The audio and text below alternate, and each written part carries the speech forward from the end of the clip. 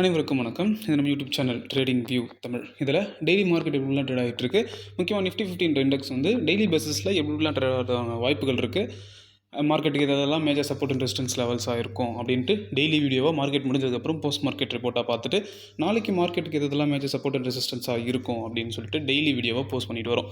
அந்த வகையில் இன்றைக்கி சண்டே, இன்றைக்கி வந்து weekly analysing report last week ஃபுல்லாக என்ன நடந்துச்சுன்றதை பார்த்துட்டு நம்ம வியாழக்கிழமை ஒரு வீடியோ போட்டிருந்தோம். வெள்ளிக்கிழமை சென்செக்ஸ் எக்ஸ்பைரி இருக்குது. ஸோ நிஃப்டி 50 வந்து எப்படி ட்ராவல் ஆகிறதுக்கான வாய்ப்புகள் இருக்குது, எதெல்லாம் மார்க்கெட்டுக்கு லெவல்ஸாக இருக்கும், நம்ம ஒரு லெவல்ஸ் கொடுத்துருந்தோம். ஸோ அந்த லெவல்ஸில் ட்ரேட் ஆகிச்சா இல்லையா, இல்லை மார்க்கெட்டில் தான் நடந்துச்சுன்றதை பார்த்துட்டு அந்த வீக் ஃபுல்லாக என்ன நடந்துச்சுன்றதை பார்த்துட்டு அடுத்த வாரம் எப்படி மார்க்கெட் ட்ரேட் ஆகிறதுக்கான வாய்ப்புகள் இருக்குது, அதுக்கப்புறம் மண்டே மார்க்கெட்டுக்கான இதெல்லாம் மேஜர் சப்போர்ட் அண்ட் ரெசிஸ்டன்ஸ் லெவல்ஸாக இருக்கும் அப்படின்றத கம்ப்ளீட்டாக பார்த்தலாம். எங்கேயுமே ஸ்கிப் பண்ணாமல் பாருங்கள், கண்டிப்பாக யூஸ்ஃபுல்லாக இருக்கும்.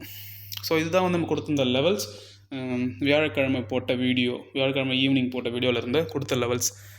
ரெசிஸ்டன்ஸ் 1 வந்து 25,192, ரெசிஸ்டன்ஸ் 2 25,110 கொடுத்துருந்தோம். மார்க்கெட் ஒரு கேப் அப், ஒரு நியர்லி 50 பாயிண்ட்ஸ் கேப் அப்பில் ஓப்பன் பண்ணி மார்க்கெட்டை கன்சால்டேட் பண்ணி முடிச்சிட்டாங்க. ஓகேங்களா.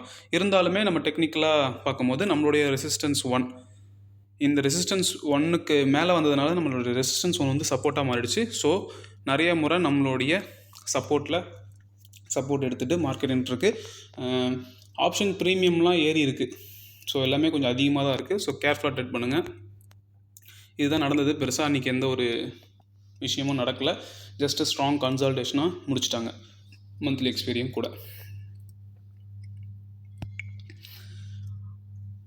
ஓகே, போன வாரம் ஃபுல்லாக என்ன நடந்துச்சு அப்படின்னு பார்க்குறதுக்கு முன்னாடி ஆகஸ்ட் மந்த் எண்ட் எப்படி இருக்குன்னு சொல்லிட்டு போன வாரத்துக்கு முந்தின வாரம் உள்ள ஞாயிற்றுக்கிழமை வீடியோ போட்டிருந்தேன். அந்த வீடியோவில் என்ன சொல்லியிருப்பேன் அப்படின்னா, மார்க்கெட் நம்ம எக்ஸ்பெக்ட் பண்ண மாதிரி மேலே வந்துட்டுருக்கு. 25,000க்கு மேலே மார்க்கெட் வந்துடுச்சு. ஸோ மார்க்கெட் வந்து இந்த மாதிரியான ஒரு கேண்டிலை ஃபார்ம் பண்ணணும், நெக்ஸ்ட் வீக்கு ஃபார்ம் பண்ணிவிட்டு மார்க்கெட் மேலே போகும் அப்படின்றத அந்த வீடியோ சொல்லியிருக்கேன். போயிட்டு அந்த வீடியோவை பாருங்கள், என்னென்ன சொல்கிறோம், வீடியோவில் என்னென்ன சொல்லிகிட்டு இருக்கோம் அப்படின்றத போய் பாருங்கள். பார்த்துட்டு வந்து இந்த வீடியோ பார்க்கும்போது உங்களுக்கு ஒரு கிளாரிட்டி கிடைக்கும். வீக்லி அனலைசிங் ரிப்போர்ட்னு தனியாக ஒரு பிளேலிஸ்ட் இருக்கும், அதில் நீங்கள் போய்ட்டு பார்க்கலாம். ஸோ நம்ம சொன்ன மாதிரி மார்க்கெட் அந்த வாரம் நடந்திருக்கா இல்லையா பார்க்கலாம். இதுதான். ஸோ எக்ஸாக்டாக நம்ம என்ன சொன்னோமோ அதுதான் நடந்திருக்கு. அதே மாதிரி ஒரு புல்லிஷ் கேண்டில் ஃபார்ம் ஆகிருக்கு. ஸோ ஓகே, அடுத்தது வந்து மார்க்கெட் எப்படி வந்து நெக்ஸ்ட் வீக் ஃபுல்லாக எப்படி ட்ராவல் ஆகிறதுக்கான வாய்ப்புகள் இருக்குன்னா, இந்த இடத்துல வந்து நம்ம கொஞ்சம் ஜாக்கிரதையாக இருக்கணும். ஏன்னா அடுத்த வாரமே வந்து மார்க்கெட்டை வந்து ஒரு ரேலி கொடுக்கலாம். அப்படி இல்லைனா ஒரு கன்சால்டேட் பண்ணி ஒரு 2-3 வீக்ஸ் கன்சால்டேட் பண்ணி மந்த் எண்டில் இல்லை நெக்ஸ்ட் மந்த் கூட ஒரு ரேலி கொடுக்கலாம். பட் எப்படி வேணால் நடக்கலாம். அது எப்படி நடக்கும் அப்படின்னா, மார்க்கெட் வந்து இந்த ட்ரெண்ட் லைனில் எலெக்ஷனில் பிரேக் ஆகிட்டு மேலே வந்து அகைன் அந்த ஜப்பானோடைய இன்ட்ரெஸ்ட் ரேட் கட் அதிகப்படுத்துறதுனால ஒரு சின்ன ஃபால் வந்துட்டு மறுபடியும் ரீட்ரேஸ்மெண்ட் ஆகிட்டு மேலே போய்கிட்டு இருக்குது. ஆஸ் ஆஃப் நவ் இதுதான் வந்து மார்க்கெட்டில் நடந்துகிட்டு இருக்கிற விஷயங்கள். ஓகேங்களா. ஸோ நெக்ஸ்ட் வீக் எப்படி நடக்கலாம் அப்படின்னா, நெக்ஸ்ட் வீக் வந்து எப்படி ஒரு கேண்டில் ஃபார்ம் ஆகலாம் அப்படின்னா, இப்படி ஒரு டைரெக்டாகவே ஒரு இன்னொரு புல்லிஷ் கேண்டில் இப்படி ஃபார்ம் ஆகிட்டு 26,000 வந்து ஹிட் பண்ணலாம். 26,000 லெவலில் ஹிட் பண்ணலாம். இது ஒரு சான்சஸ். அப்படி இல்லை அப்படின்னா இப்படி ஒரு டோஜி கேண்டில், இந்த மாதிரி ஒரு டோஜி கேண்டில் ஃபார்ம் ஆகலாம். டோஜி கேண்டல்லாம் ஒன்றும் கிடையாது, சின்ன பாடி வந்து சின்னதாக இருக்கும், அதுக்கான விக்ஸ் வந்து பெருசாக இருக்கும். இந்த மாதிரி ஒரு டோஜி கேண்டில் ஃபார்ம் ஆகிட்டு அதுக்கு அடுத்த வாரம் ஒரு சின்ன ஒரு புல்லிஷ் கேண்டில், அதுக்கப்புறம் ஒரு புல்லிஷ் கேண்டில், அப்படி பொறுமையாக ஸ்டெப் பை ஸ்டெப்பாக போகலாம். இந்த ரெண்டுத்துக்குமே வாய்ப்புகள் இருக்குது. அதுக்கப்புறம் ஒன்று சொல்லணும், நம்ம 25,000 அதாவது அந்த ஜப்பானில் வந்து அந்த இன்ட்ரெஸ்ட் ரேட் கட் போட்டதுக்கப்புறம் நம்ம வந்து மார்க்கெட் வந்து பியராக மாறிடுச்சு அப்படின்னு சொல்லியிருந்தோம். ஏன்னா ப்ரீவியஸ் மந்தோடைய லோவை மார்க்கெட் பிரேக் பண்ணி கீழே போச்சு. அதனால் நம்ம பியர்னு சொன்னோம். இப்போ 25,000க்கு எப்போ மேலே போதோ அப்போ நம்ம பெரிஷனுக்கு நம்ம சேஞ்ச் பண்ணிக்கலாம் அப்படின்னு சொன்னேன். ஸோ 25,000க்கு வந்து போன வீக்கே வந்துருச்சு. ஸோ நம்ம பெரிஷில் இருக்குது. ஸோ மார்க்கெட் வந்து அப் ட்ரெண்டில் இருக்குது, சூப்பராகவே இருக்குது, எந்த ஒரு நெகட்டிவ் நியூஸஸும் கிடையாது. செப்டம்பர் 13 வந்து யூஎஸ்ஏல இன்ட்ரெஸ்ட் ரேட் கட்டுக்கான டிசிஷன் இருக்குது. ஸோ அதை நம்ம க்ளோஸாக வாட்ச் பண்ணணும். ஓகேங்களா. ஸோ மார்க்கெட் வந்து மேலே போகிறதுக்கு வந்து வாய்ப்புகள் நிறையவே இருக்குன்றதை வந்து இந்த இடத்துல நம்ம சொல்லிக்கலாம்.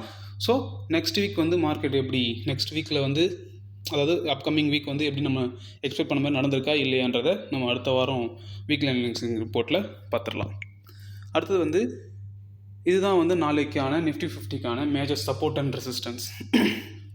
என்னென்ன லெவல்ஸ் அப்படின்னா, ஃபஸ்ட்டு சப்போர்ட்டாக வந்து 25,077 அதுதான் வந்து ஃபஸ்ட்டு சப்போர்ட். இந்த 25,077 அதுன்றது வந்து ப்ரீவியஸாக இப்போ பிரேக் ஆகி இப்போ ஒரு ஆல் டைம் ஹைக்கு முன்னாடி ப்ரீவியஸாக அது ஒரு ஆல் டைம் ஹையாக இருந்திருக்கு. அந்த இடத்துல மார்க்கெட் நல்லாவே ஒரு சப்போர்ட் எடுத்துகிட்டு மார்க்கெட் மேலே போயிருக்கு.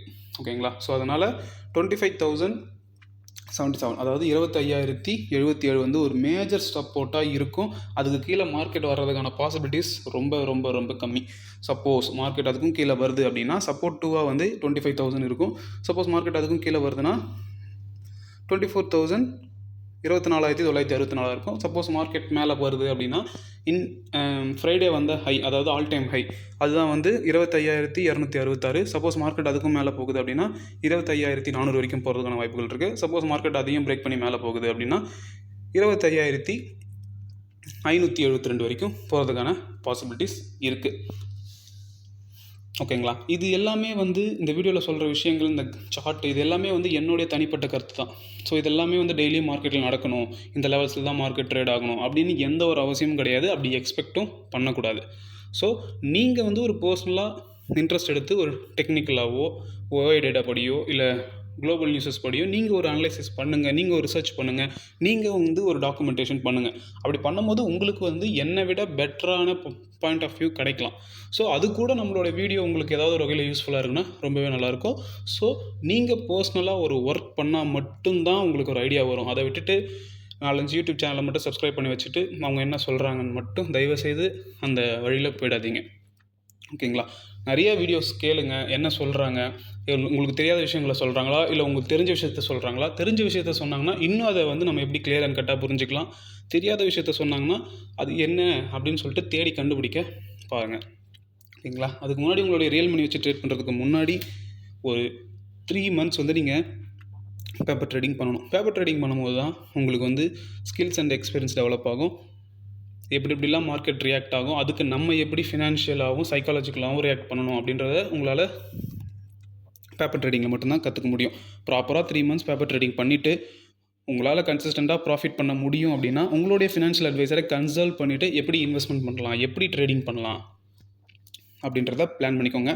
ஸோ மார்க்கெட் ஏறும்போது ரொம்பவே பொறுமையாக ஏறும். எப்பயுமே சொல்கிறது தான், மார்க்கெட் ஏறும்போது பொறுமையாக தான் ஏறும், இறங்கும் போது தான் சடன் ஃபால் இருக்கும். ஸோ அதுக்கேற்ற மாதிரி உங்களுடைய ட்ரேடிங் ஸ்ட்ராட்டஜியை வச்சுக்கோங்க. உங்களுடைய ட்ரேடிங் செட்டப் வர்ற வரைக்கும் வெயிட் பண்ணுங்கள். உங்களோட ட்ரேடிங் செட்டப் வரலைன்னா ட்ரேடே எடுக்காதீங்க, ஓவர் ட்ரேட் பண்ணாதீங்க, பொறுமையாக இருங்க, மார்க்கெட் கூடவே ட்ராவல் பண்ணுங்கள். மார்க்கெட் எப்பப்பெல்லாம் ஒரு ஆல் டைம் ஹை போதோ, இப்போ ரீசெண்ட் வீடியோஸ் நான் அடிக்கடி சொல்லிக்கிட்டு இருக்கேன், மார்க்கெட் எப்பப்பெல்லாம் ஆல் டைம் ஹை போதோ அங்கேருந்து ஒரு செல்லிங் ப்ரெஷர் கண்டிப்பாக வரும். அதுக்காக நீங்கள் பயந்துடக்கூடாது. ஏன்னா மார்க்கெட் வந்து புல்லிஷில் இருக்குது. ஸோ அப்படியே ஒரு செல்லிங் ப்ரெஷர் வந்தாலும் அங்கேருந்து பையிங் ஆப்பர்ச்சுனிட்டியாக நம்ம அதை மாற்றிட்டு ஃபர்தராக நம்ம என்ன பண்ணலாம் அப்படின்றத நீங்கள் யோசிக்கணும். ஓகேங்களா? ஸோ அதனால் மார்க்கெட் கூடவே ட்ராவல் பண்ணுங்கள், அவசரப்படாதீங்க, பொறுமையாக ட்ரேட் பண்ணுங்கள்.